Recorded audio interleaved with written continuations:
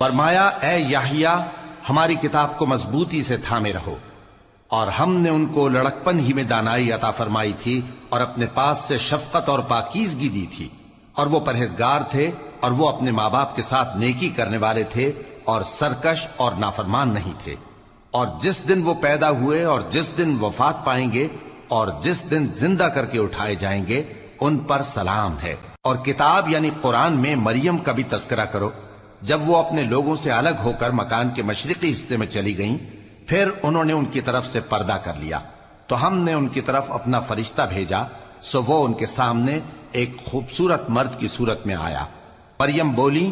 کہ اگر تم پرہیزگار ہو تو میں تم سے بچنے کے لیے رحمان کی پناہ لیتی ہوں۔ فرشتے نے کہا کہ میں تو تمہارے پروردگار کا بھیجا ہوا یعنی فرشتہ ہوں، اور اس لیے آیا ہوں کہ تمہیں پاکیزہ لڑکا بخشوں۔